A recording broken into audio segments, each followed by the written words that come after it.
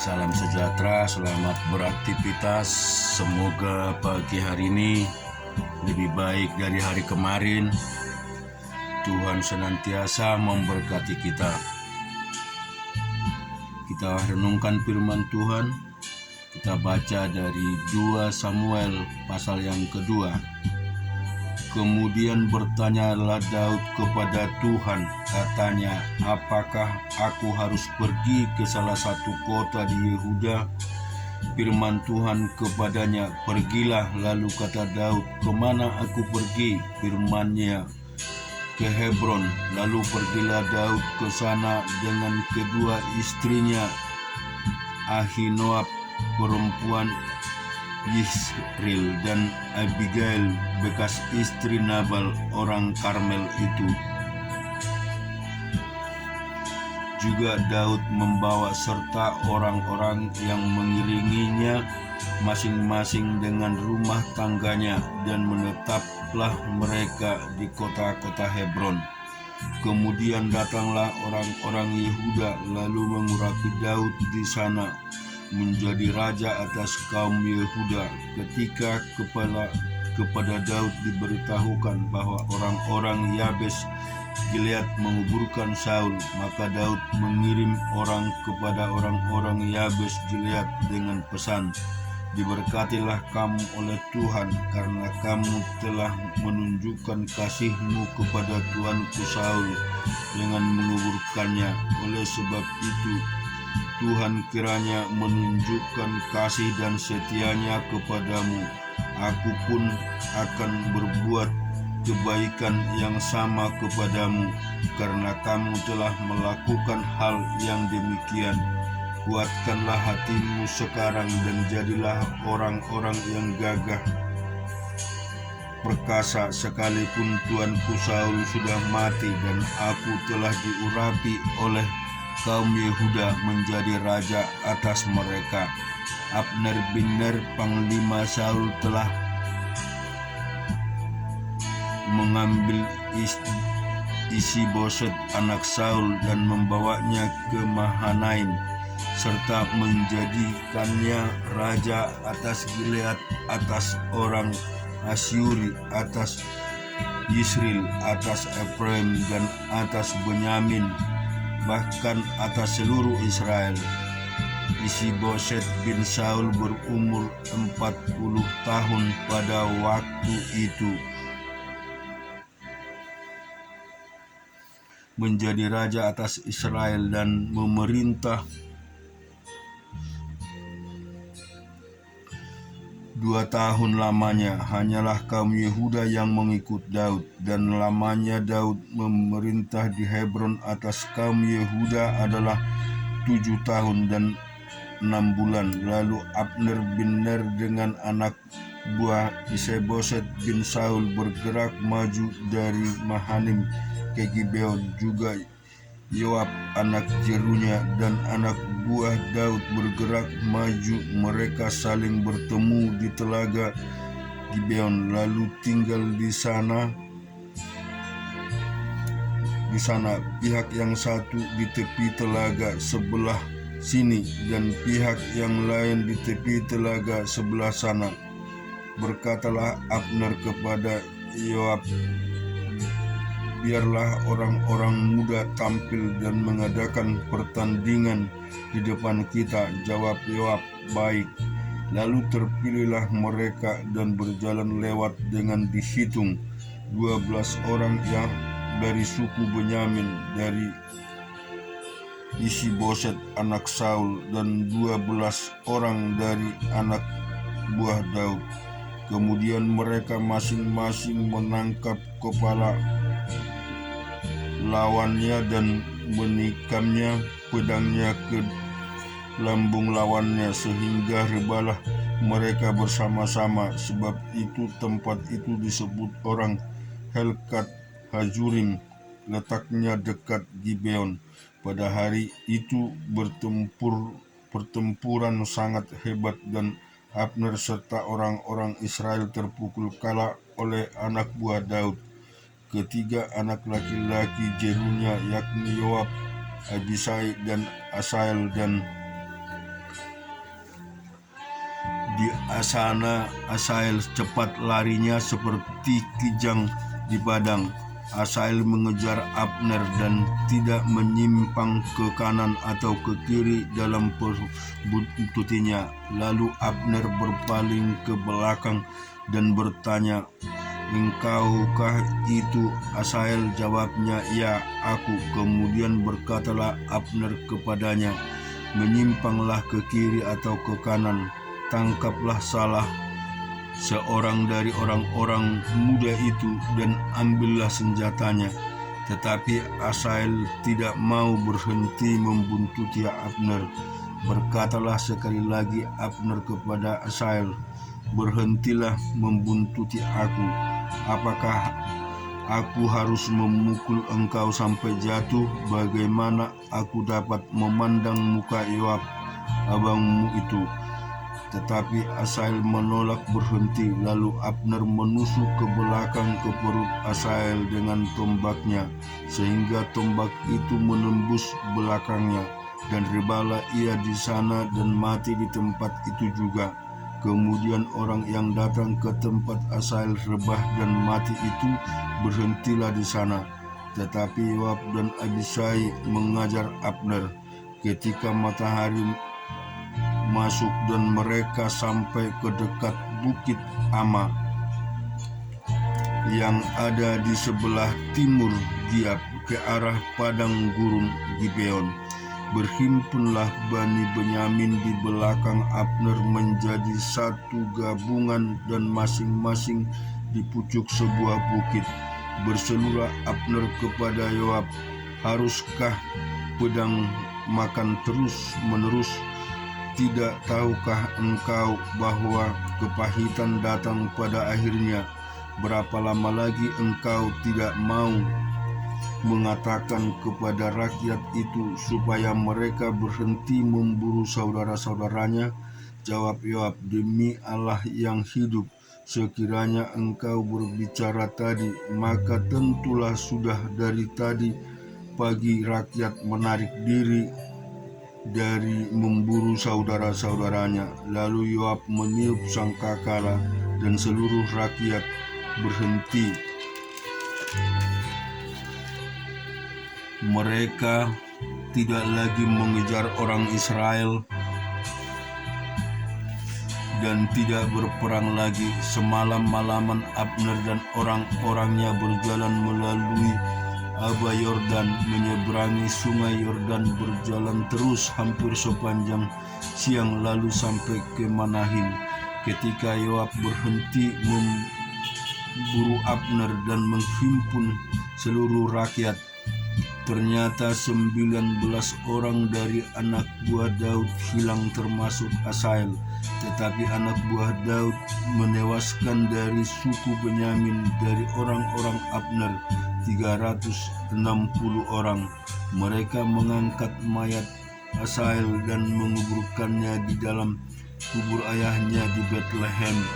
Kemudian berjalanlah Yoab dan orang-orangnya semalam-malaman itu dan sampai ke Hebron ketika itu sudah terang. Kita juga baca firman Tuhan di dalam Yesaya pasal 57. Orang benar binasa dan tidak ada seorang pun yang memperhatikannya. Orang-orang saleh tercabut nyawa dan tidak ada seorang pun yang mengindahkannya. Sungguh karena merajalelanya kejahatan, tercabutlah nyawa orang benar, dan ia masuk ke tempat damai orang-orang yang hidup dengan lurus hati, mendapat perhentian di atas tempat tidurnya. Tetapi kamu mendekatlah kamu kemari, hai anak-anak dari perempuan-perempuan sihir, hai keturunan orang yang berzinah dan perempuan sundal. Tentu tentang siapakah kamu berkelakar, terhadap siapakah kamu melontarkan kata-kata yang bukan dan mengejeknya? Bukankah kamu ini anak-anak pemberontak keturunan pendusta, hai orang-orang yang terbakar oleh hawa nafsu dekat pohon-pohon keramat di bawah setiap pohon yang rimbun, hai orang-orang yang menyembelih anak-anak di lembah-lembah di dalam celah-celah bukit batu. Padamu hanya ada batu-batu licin dari sungai, dan hanya itu sajalah yang ditentukan bagimu. Kepada mereka juga engkau menunjukkan korban curahan dan mempersembahkan korban sajian. Masakan aku sabar akan hal itu? Engkau menaruh pertiduranmu di atas gunung yang tinggi dan menjulang, dan ke atas gunung itu juga engkau naik untuk mempersembahkan korban sembelihan. Engkau telah menaruh lambang berhalamu di ambang pintu masuk rumahmu. Ya, engkau telah meninggalkan aku dan menelanjangi dirimu. Engkau telah menaiki petiduranmu dan telah melebarkannya. Engkau telah mengadakan janji dengan beberapa orang yang kau ingini untuk tidur bersama-sama mereka, dan engkau memandangi hingga engkau datang menghadap Molok dengan membawa minyak dan banyak-banyak wangi-wangian. Engkau menyuruh duta-dutamu pergi sampai jauh dan sampai ke bawah di dunia orang mati. Oleh pekerjaanmu yang jauh, engkau sudah letih lesu, tetapi engkau tidak berkata, tidak ada harapan. Engkau mendapat kekuatan yang baru, dan sebab itu engkau tidak menjadi lemah. Kepada siapa serangan engkau gentar dan takut, sehingga engkau berdusta dan tidak mengikat aku satu memberi perhatian kepadamu. Bukankah karena aku membisu dan menutup mata, maka engkau tidak takut kepadaku? Aku akan menyebutkan kesalehanmu dan segala perbuatanmu, tetapi semua itu tidak akan berguna bagimu. Apabila engkau berteriak, biarlah berhala-berhalamu melepaskan engkau. Mereka semua akan ditiup angin, akan diterbangkan hembusan napas. Tetapi orang yang berlindung kepadaku akan mewarisi negeri dan akan memiliki gunungku yang kudus. Ada yang berkata, bukalah, bersiaplah jalan, angkatlah batu sandungan dari jalan umatku, sebab beginilah firman yang maha tinggi, yang maha mulia, yang mau bersemayam untuk selamanya, dan yang maha kudus namanya.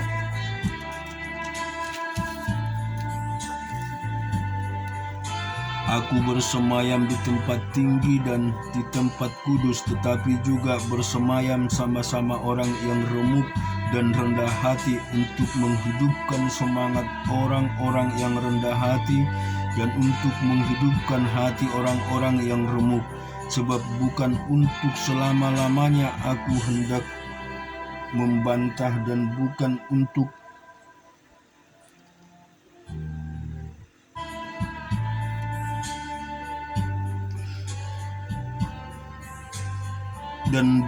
untuk seterusnya aku hendak murka, supaya semangat mereka jangan lemah lesu di hadapanku, padahal akulah yang membuat napas kehidupan. Aku murka karena kesalahan kelobaannya.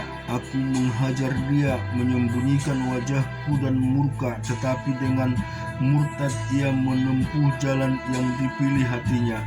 Aku telah melihat segala jalannya itu, tetapi aku akan menyembuhkan dan akan menuntun dia dan akan memulihkan dia dengan penghiburan juga pada bibir orang-orang yang berkabung. Aku akan menciptakan puji-pujian, damai-damai sejahtera bagi mereka yang jauh dan bagi mereka yang dekat. Firman Tuhan, aku akan menyembuhkan dia, tetapi orang-orang fasik adalah seperti laut yang berombak-ombak, sebab tidak dapat tetap tenang dan arusnya menimbulkan sampah dan lumpur. Tiada damai bagi orang-orang fasik itu, firman Allahku. Kita baca di dalam Yeremia 38, Yeremia 37,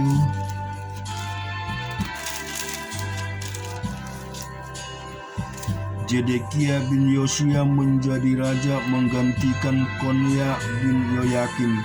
Nabukadnezar, raja Babel, telah mengangkat dia menjadi raja atas negeri Yehuda. Tetapi baik pegawai-pegawainya maupun rakyat negeri itu tidak mendengarkan firman yang disampaikan Tuhan dengan perantaraan Nabi Yeremia. Pada suatu kali Raja Zedekia menyuruh Yuhal bin Salemnya dan Imam Zefanya bin Manase kepada Yeremia untuk meminta, berdoalah hendaklah untuk kami kepada Tuhan Allah kita. Adapun pada waktu itu Yeremia masih bebas pergi datang di tengah-tengah rakyat. Itu belum dimasukkan orang ke dalam penjara. Adapun tentara Firaun telah berangkat keluar dari Mesir. Mendengar kabar itu, maka orang-orang Kasdim yang mengepung Yerusalem angkat kaki dari Yerusalem. Lalu datanglah firman Tuhan kepada Nabi Yeremia bunyinya, beginilah firman Tuhan Allah Israel kepada Raja Yehuda yang menyuruh kamu kepadaku untuk meminta petunjuk, harus kamu katakan begini, lihat tentara Firaun yang telah berangkat keluar untuk membantu kamu akan kembali ke negerinya ke Mesir. Tetapi orang-orang Kasdim akan datang kembali memerangi kota ini, merebutnya dan menghanguskannya dengan api. Beginilah firman Tuhan, janganlah kamu membohongi dirimu sendiri dengan mengatakan orang-orang Kasdim itu telah pergi untuk selamanya daripada kita, padahal mereka tidak pergi untuk selamanya. Dan seandainya kamu memukul kalah segenap tentara orang Kasdim yang telah memerangi kamu itu, sehingga di antara mereka hanya tinggal orang-orang yang luka parah masing-masing di kemahnya, mereka akan bangun dan menghanguskan kota itu dengan api. Ketika tentara orang Kasdim itu telah angkat kaki dari Yerusalem oleh karena takut kepada tentara Firaun, maka keluarlah Yeremia dari Yerusalem untuk pergi ke daerah Benyamin dengan maksud mengurus di sana pembagian warisan di antara kaum keluarga. Tetapi ketika ia sampai di pintu gerbang Benyamin, maka di sana ada seorang kepala jaga yang bernama Yeria bin Selemia bin Hanaya. Ia menangkap Nabi Yeremia sambil berteriak, engkau mau menyerang kepada orang Kasdim. Dan sekalipun Yeremia menjawab, itu bohong, aku tidak hendak menyeberang kepada orang Kasdim. Tetapi Yeria tidak mendengarkan. Lalu ia menangkap Yeremia dan membawanya menghadap para pemuka. Para pemuka itu menjadi marah kepada Yeremia. Mereka memukul dia dan memasukkannya ke dalam rumah tahanan, rumah panitra Yonatan itu. adapun rumah itu telah dibuat mereka menjadi penjara. Demikianlah halnya Yeremia masuk ke dalam ruang cadangan air di bawah tanah itu, dan lama Yeremia tinggal di sana. Pada suatu kali Raja Zedekia menyuruh orang mengambil dia. Lalu dengan diam-diam bertanyalah raja di istana kepadanya, "Adakah datang firman dari Tuhan?" Jawab Yeremia, "Ada."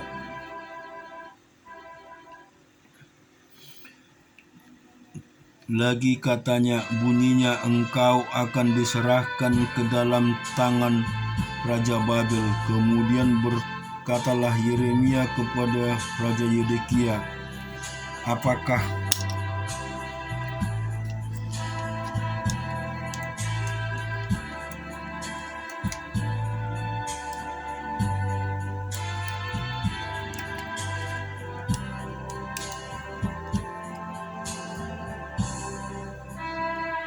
Apakah dosa yang kuperbuat kepadamu, kepada pegawai-pegawai dan kepada bangsa ini, sehingga kamu memasukkan aku ke dalam penjara? Di manakah gerangan para nabimu yang telah bernubuat kepadamu bahwa Raja Babel tidak akan datang menyerang kamu dengan negeri ini? Sekarang dengarkanlah, hai Tuanku Raja, biarlah permohonanmu sampai di hadapanmu. Jangan kembalikan aku ke rumah panitera Yonatan, nanti aku mati di sana. Raja Zedekia memberi perintah, lalu orang menahan Yeremia di pelataran penjagaan dan memberikan setiap hari kepadanya sepotong roti dari jalan tukang roti, sampai pada waktu segala roti habis di kota itu. Demikianlah Yeremia hingga di pelataran penjagaan. Yeremia pasal yang ke-9.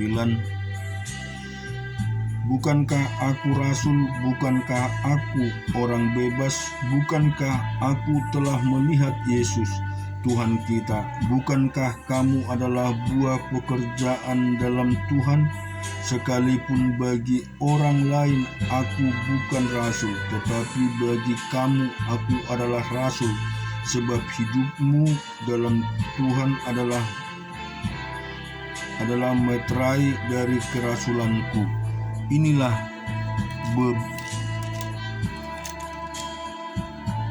pembelaanku terhadap mereka yang mengkritik aku. Tidakkah kami mempunyai hak untuk makan dan minum? Tidakkah kami mempunyai hak untuk membawa seorang istri Kristen dalam perjalanan kami, seperti yang dilakukan rasul-rasul lain dan saudara-saudara Tuhan dari Kepas? Atau hanya aku dan Barnabas sajakah yang tidak mempunyai hak untuk dibebaskan dari pekerjaan tangan? Siapakah yang pernah turut dalam peperangan atau biaya sendiri? Siapakah yang menanami kebun anggur dan tidak memakan buahnya? Atau siapakah yang menggembalakan kawanan domba dan yang tidak minum susu domba itu? Apa yang kukatakan ini bukanlah hanya pikiran manusia saja. Bukankah hukum Taurat juga berkata-kata demikian? Sebab dalam hukum Musa ada tertulis, janganlah engkau berangus mulut lembu yang sedang menglirik. Lembukah yang Allah perhatikan, atau tidakkah orang ini maksudkan ya? Untuk kitakah hal ini ditulis, yaitu pembajak harus membajak dalam pengharapan, dan pengirik harus mengirik dalam pengharapan untuk memperoleh bagiannya. Jadi jika kami telah menaburkan benih rohani bagi kamu, berlebih-lebihankah kalau kami menuai hasil duniawi daripada kamu?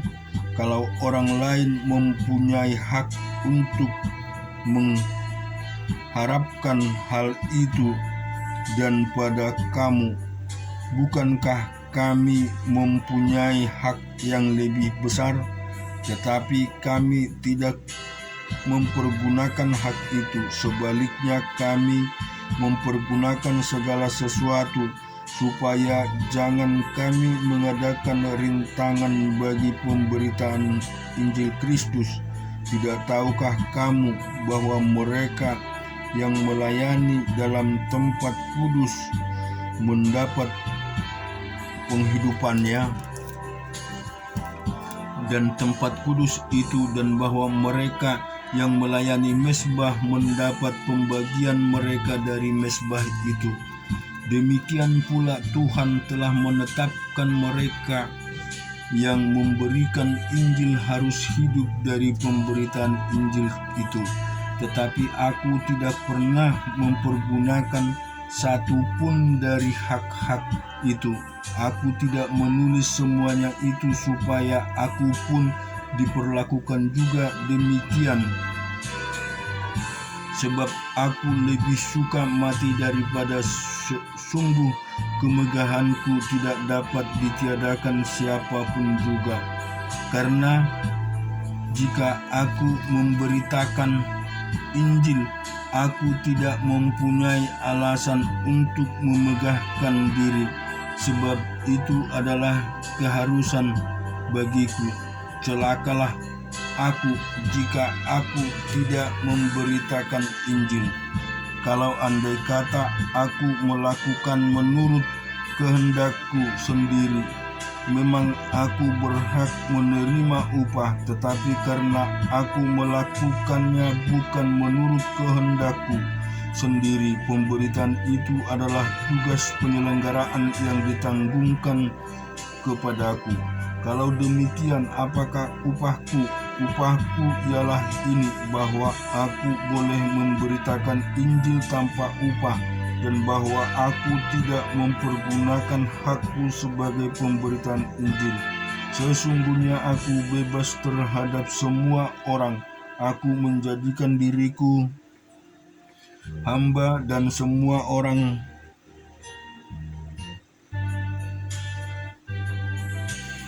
supaya aku beroleh memenangkan sebanyak mungkin orang. Demikianlah bagi orang yang Yahudi, aku menjadi seperti orang Yahudi, supaya aku memenangkan orang-orang Yahudi.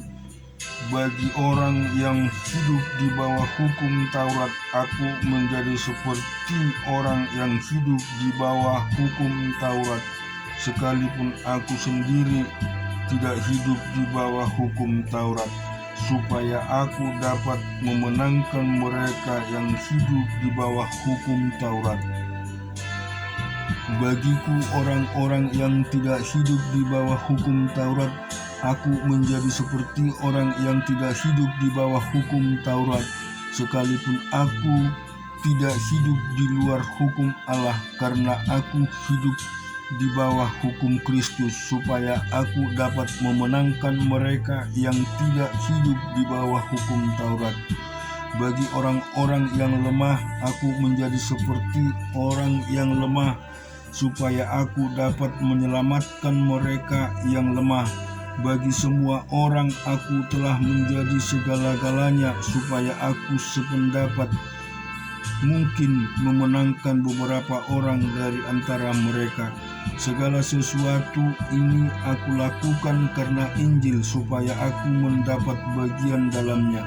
Tidak tahukah kamu bahwa dalam gelanggang pertandingan semua peserta turut berlari, tetapi bahwa hanya satu orang saja yang mendapat hadiah? Karena itu larilah begitu rupa sehingga kamu memperolehnya. Tiap-tiap orang yang turut mengambil bagian dalam pertandingan menguasai dirinya dalam segala hal. Mereka berbuat demikian untuk memperoleh suatu mahkota yang fana, tetapi kita untuk memperoleh suatu mahkota yang abadi. Sebab itu aku tidak berlari tanpa tujuan, dan aku bukan petinju yang sembarangan saja memukul, tetapi aku melatih tubuhku dan menguasainya seluruhnya, supaya sesudah memberitakan Injil kepada orang lain, jangan aku sendiri ditolak. Amin. Tuhan memberkati kita semua. Haleluya.